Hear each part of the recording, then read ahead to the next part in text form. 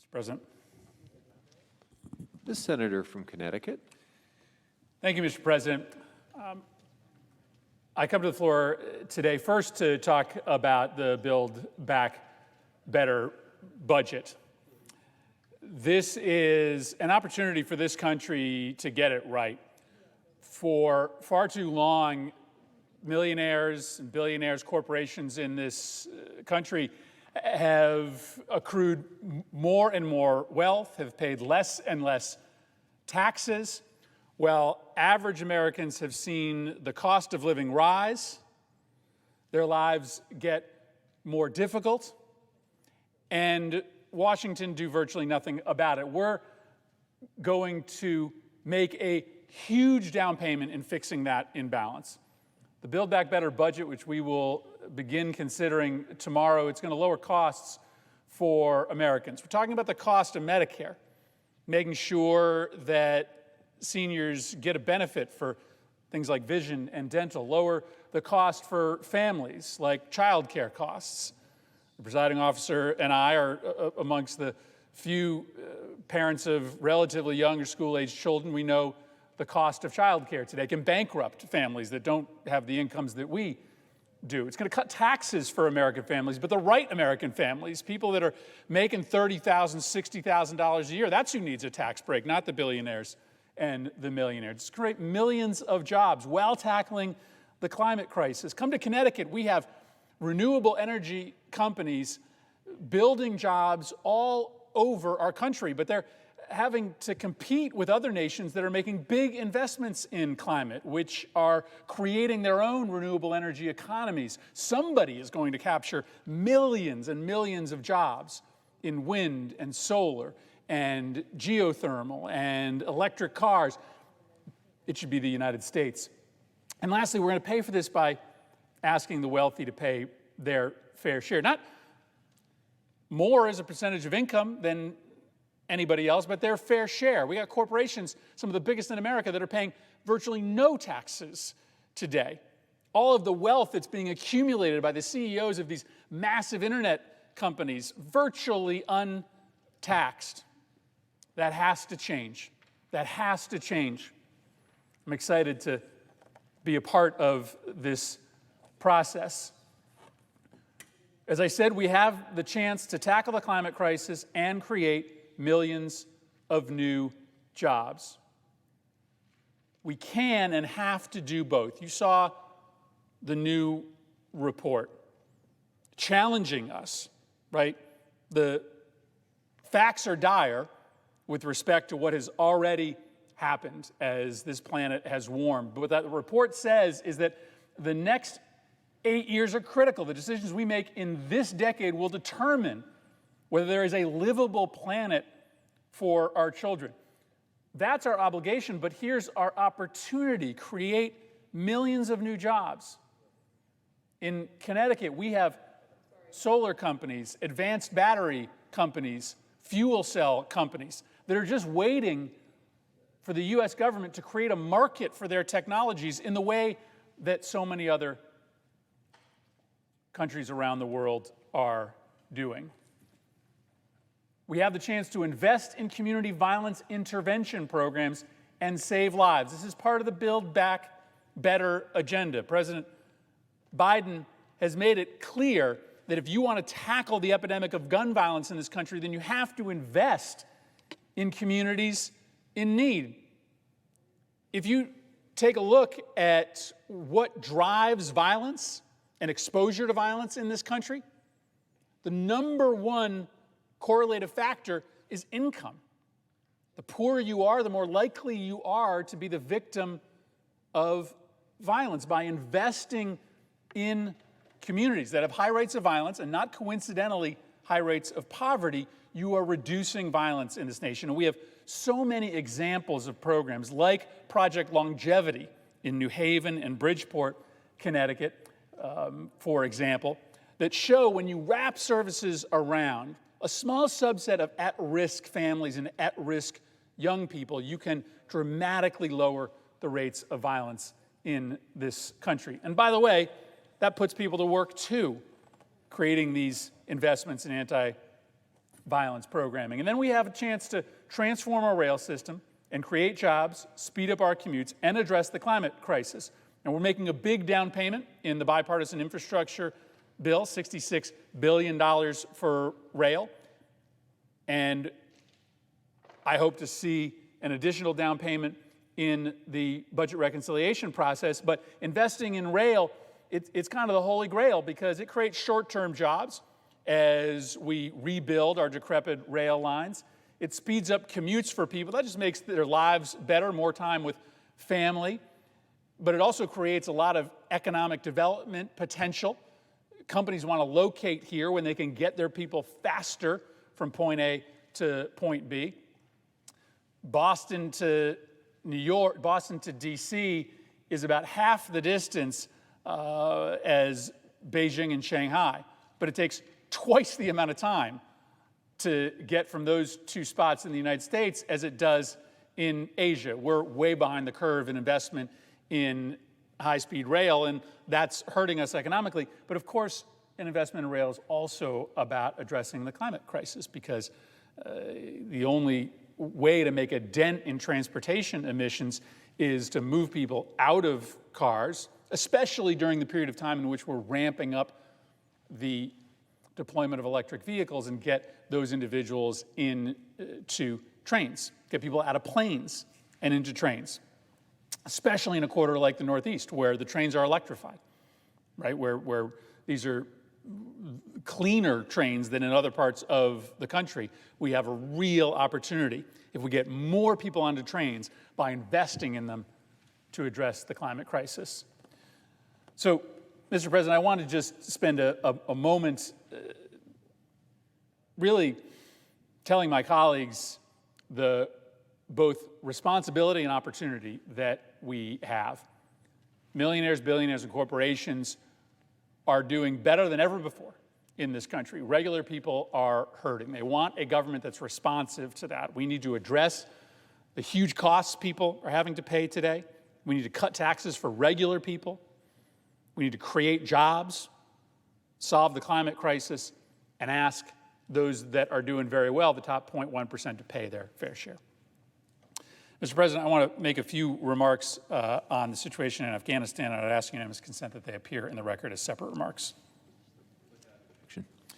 Thank you, Mr. President.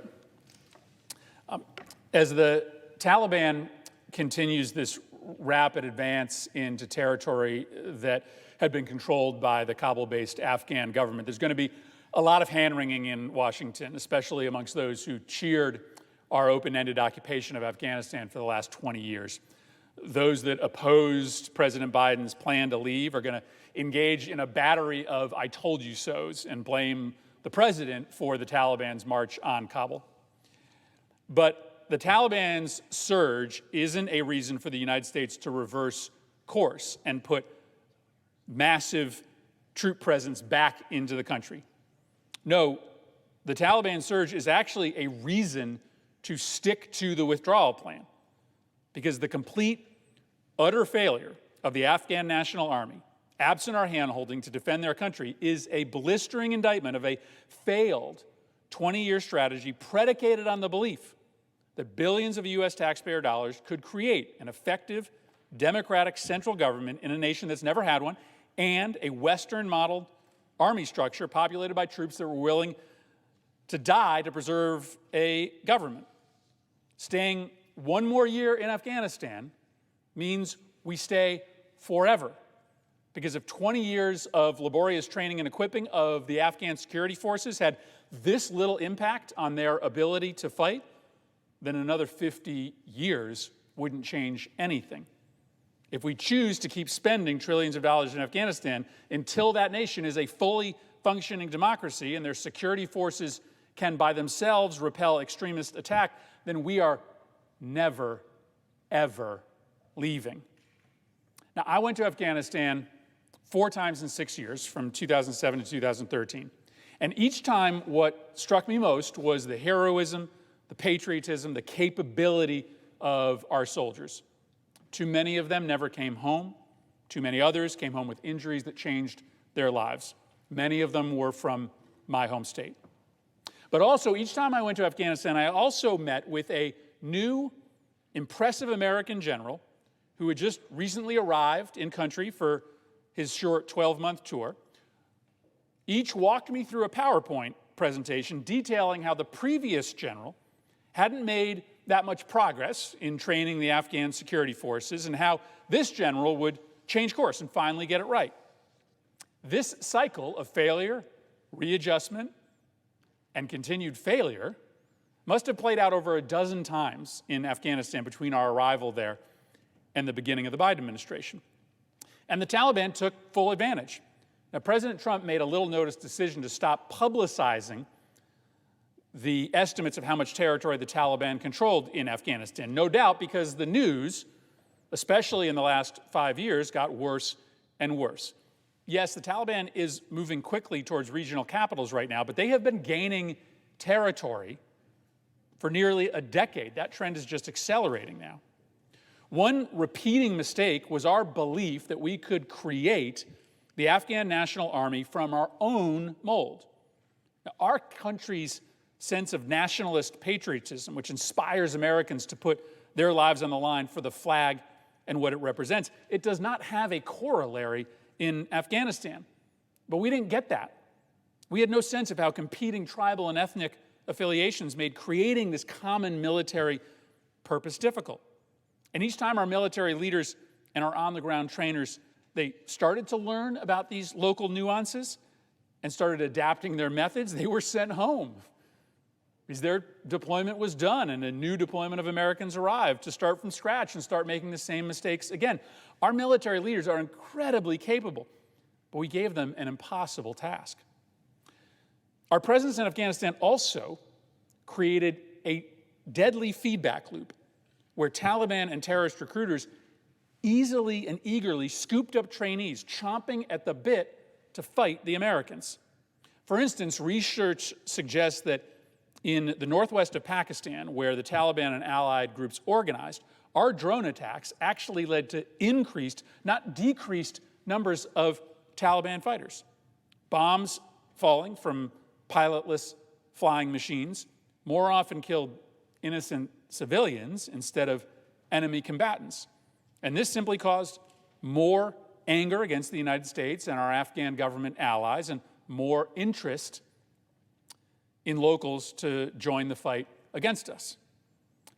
Now, as the Taliban begins to quicken the pace of their assault on Afghan forces, hawks in the United States, they're going to lead the charge for Biden to reverse course and continue these failed policies of the last 20 years. But to what end? If the Afghan National Army was so willing to stand aside after 20 years of U.S. investment, why would anything change if we stuck around longer? Of course, the answer is nothing would change. I know that that's hard to hear and to accept. Staying longer would just be to admit that American taxpayers have got to foot the bill for a permanent occupation of Afghanistan, to shore up a corrupt government and keep the Taliban at bay. Now, this isn't wise, mostly because my constituents understandably have little interest in putting that much money in Afghanistan when they can't afford groceries or college for their kids or their monthly rent.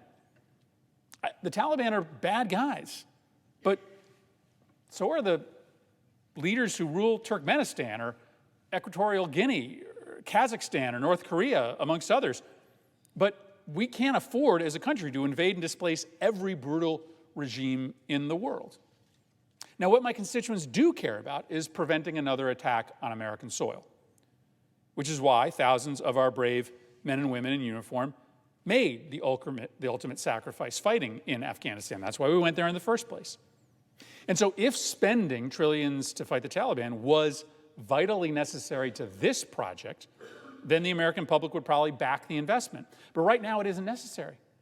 U.S. officials believe al-Qaeda in Afghanistan is no longer capable of carrying out attacks against the United States. We're talking about 200 to 400 al-Qaeda fighters in Afghanistan today.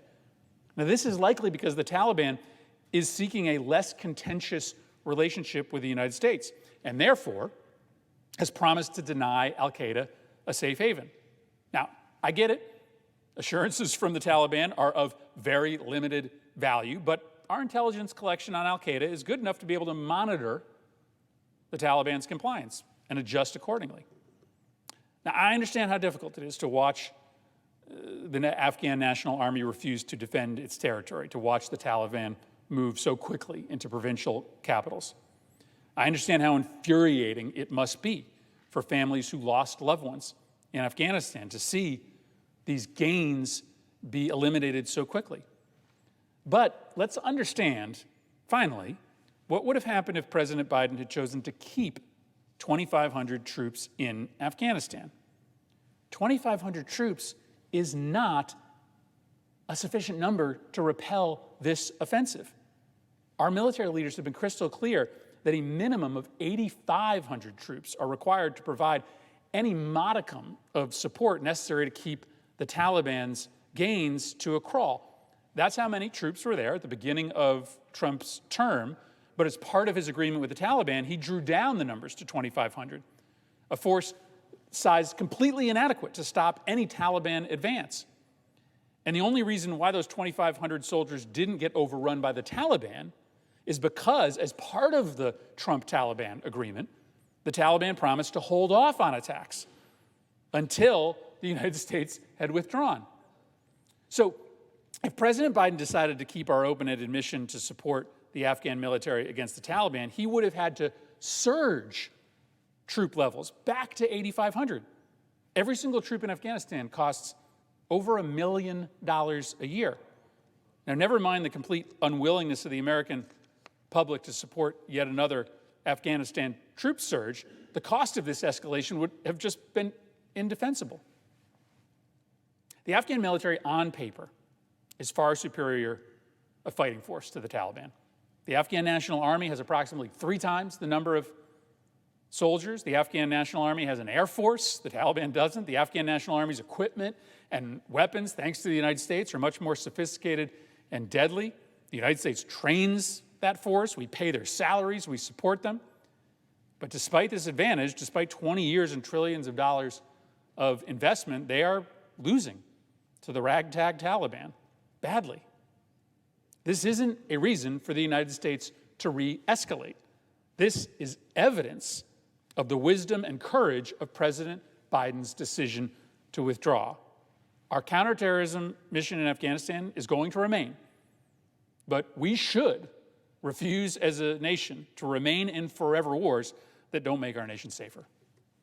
I yield the floor.